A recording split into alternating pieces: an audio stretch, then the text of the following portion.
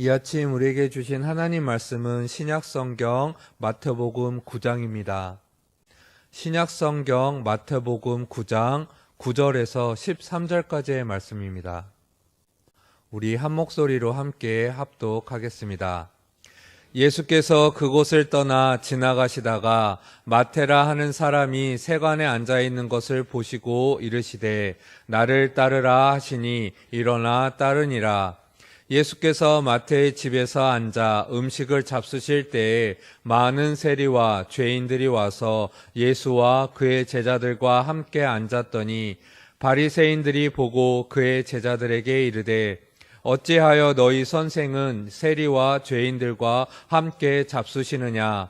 예수께서 들으시고 이르시되 건강한 자에게는 의사가 쓸데없고 병든 자에게라야 쓸데 있느니라. 너희는 가서 내가 긍휼을 원하고 제사를 원하지 아니하노라 하신 뜻이 무엇인지 배우라. 나는 의인을 부르러 온 것이 아니요 죄인을 부르러 왔노라 하시니라. 아멘.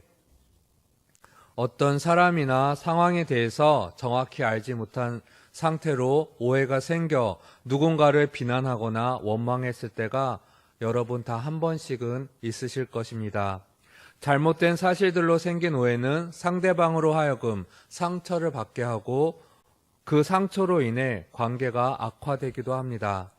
이렇듯 오해가 생기는 이유는 대부분의 사람들이 눈에 보이는 상황만 신경을 쓰기 때문입니다. 오해가 풀릴 때 대부분 드는 생각은 내가 성급했구나. 좀 더 상대방의 마음을 알았더라면 이런 오해가 생기지 않았을 텐데 라는 생각이 들 것입니다. 오해가 생기지 않기 위해서는 눈에 보이는 상황만 보고 성급히 판단하기보다는 그 마음을 알아가기 위해 노력해야 할 것입니다.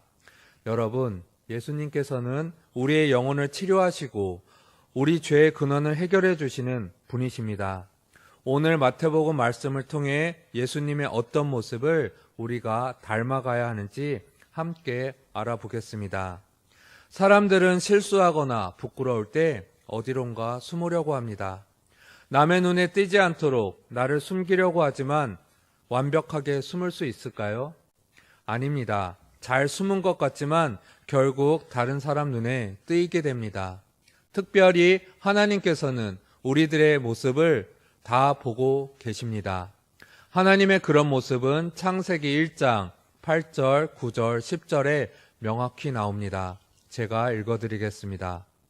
그들이 그날 바람이 불 때 동산에 거니시는 여호와 하나님의 소리를 듣고 아담과 그의 아내가 여호와 하나님의 낯을 피하여 동산나무 사이에 숨은지라. 여호와 하나님이 아담을 부르시며 그에게 이르시되 내가 어디 있느냐. 이르되 내가 동산에서 하나님의 소리를 듣고 내가 벗었으므로 두려워하여 숨었나이다. 아멘. 여러분, 우리가 실수하고 잘못해서 부끄러운 모습이라 할지라도 예수님 앞에 나아가 예수님께 우리의 얼굴을 보여드려야 합니다. 왜냐하면 예수님께서는 병들고 약한 또 실수투성이 죄인인 우리 같은 사람들을 위해 이 땅에 오셨기 때문입니다. 우리가 살아가고 있는 이 세상은 나를 볼 때 나의 상황이 어렵지 않고 이득을 취할 것이 있고 또 도움이 될 만한 능력을 가지고 있을 때만 내가 정말 필요해 라며 품어줄지 몰라도 내게 더 이상 취할 것이 없어지면 가차없이 버려지는 것이 지금 우리가 살아가는 이 세상의 삶입니다. 그러나 사랑의 예수님께서는 그렇게 하지 않으셨습니다. 내 곁에 아무도 없어서 외로울 때, 인생의 무게가 너무 무겁다고 느껴져 견딜 수 없을 때, 세상 사람들이 모두 등을 돌릴 때 그때 우리는 예수님께로 나아가야 합니다. 자비로운 예수님께서 수고하고 무거운 짐진 우리 모두를 위로해 주실 것입니다. 여러분, 천국에는 의인만 들어갈 수 있는 것이 아닙니다. 자신의 죄악과 연약함을 깨닫고 주님 앞에 회개하며 나아갈 수 있는 사람이 바로 천국 백성입니다. 예수님이 두 강도와 십자가에 달리셨을 때 두 강도 중 한 강도의 고백입니다. 누가복음 23장 41절에서 43절까지의 말씀입니다. 제가 읽어드리겠습니다. 우리는 우리가 행한 일에 상당한 보응을 받는 것이니 이에 당연하거니와 이 사람이 행한 것은 옳지 않은 것이 없느니라 하고 이르되 예수여 당신의 나라에 임하실 때에 나를 기억하소서 하니 예수께서 이르시되 내가 진실로 내게 이르노니 오늘 내가 나와 함께 낙원에 있으리라 하시니라. 아멘. 죄인인 우리에게 다가오셔서 우리 모두를 하나님의 자녀로 삼아주시고 우리가 우리의 죄를 회개할 때 천국 백성으로 불러주신 하나님의 그 큰 은혜는 어떤 말로도 표현할 수 없을 만큼 크고 놀라운 것임에 틀림없습니다. 이처럼 우리가 하나님의 크신 은혜를 깨닫게 되면 그 은혜를 전할 수 있는 사람이 될 수 있습니다.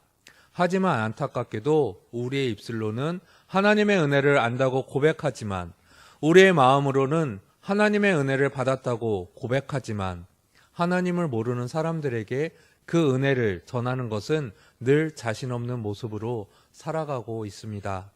왜 자신이 없을까요? 저부터 고민을 해본다면 내가 그 큰 은혜를 어떻게 전해야 하나 하며 생각하기에 마음속에 부담이 생겨 자신이 없어집니다. 하지만 우리가 구원의 은혜에 감사하고 주님의 말씀에 순종한다면 다시 말해서 담대하게 하나님께 받은 은혜를 다른 이에게 전해야 한다면 우리는 하면 됩니다. 열매는 내가 맺는 것이 아니라 성령 하나님께서 맺으실 것입니다. 예수님의 은혜를 아는 사람들은 가르쳐 주신 말씀을 따르고 그 말씀에 순종하며 예수님을 닮아가기 위해서 노력합니다. 오늘 성경 말씀 마태복음 9장 11절을 함께 다시 읽겠습니다. 바리새인들이 보고 그의 제자들에게 이르되 어찌하여 너희 선생은 세리와 죄인들과 함께 잡수시느냐. 아멘. 여러분, 우리는 무엇이 예수님의 모습인지 살펴보아야 할 것입니다. 우리가 지금 읽은 말씀처럼 서기관들과 바리새인들은 죄인들을 멀리하는 자신의 모습을 자랑스럽게 여겼지만 예수님은 오히려 죄인들과 함께 하시며 죄인으로 취급받는 그들을 강건하게 하시고 깨끗하게 하셨습니다. 과연 무엇이 하나님께서 우리에게 바라시는 마음이실까요? 또 예수님께서 어떤 마음으로 사역하시는 것이 옳은 일일까요? 서기관들과 바리새인들처럼 자신만 자랑하는 자들은 결코 예수님의 제자가 될 수 없습니다. 혹시 나도 나만 아니면 되는 걸 나는 그렇게 하지 않아. 이처럼 이기적인 모습으로 사람들을 차별하고 무시하며 편견하고 있지는 않으신가요? 만약 그렇다면 그 모습은 누구를 닮아가고 있는 모습인가요? 또 내 마음속의 주인은 누구신가요? 여러분, 나보다 부족하거나 어려운 이웃들을 돌아보며 사랑을 베푸시는 여러분 모두 되시기를 바랍니다. 내 마음, 내 주관으로 생각하거나 행동하는 것이 아니라 하나님께서 사랑하시는 이웃들, 하나님께서 우리에게 붙여주신 이웃들을 돌아보았으면 좋겠습니다. 이웃을 향한 우리의 행동과 마음이 우리가 어떤 사람인지를 결정하고 알려줄 것입니다. 지금 이 시간 우리를 되돌아보면 우리 역시 완전하지 못하다는 것을 알 수가 있습니다. 그런 우리가 여기 이 자리, 바로 하나님 앞에 예배하는 자리에 있습니다. 왜일까요?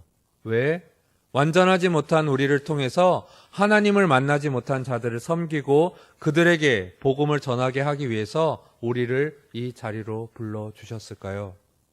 우리를 이 자리로 불러주신 이유는 복음을 오해하는 자들에게 복음이 무엇인지를 보여주기 위해서 우리를 이 자리로 부르셨습니다. 그렇기 때문에 우리는 남들을 비난하거나 정죄하거나 판단하지 않고 오직 사랑으로 감싸주며 살아가야 할 것입니다. 우리 모두가 그렇게 순종할 때 예수님께서는 우리 모두를 축복의 통로로 사용하실 것입니다. 여러분, 자신 없어 하지 마십시오. 내가 하는 것이 아니라 하나님께서 하십니다. 우리는 할 수 없어도 주님이 우리를 통해서 하나님 나라를 만들어 가실 것입니다. 다 함께 제 말을 따라 하십시오. 나는 할 수 없어도 하나님은 하실 수 있으십니다. 다시 하겠습니다. 나는 할 수 없어도 하나님은 하실 수 있으십니다. 하나님은 하실 수 있으십니다. 오늘 하루 이 말씀을 마음에 새기시고 살아가시는 이 자리에 계신 여러분 모두 되시기를 간절히 소망합니다. 함께 기도드리겠습니다.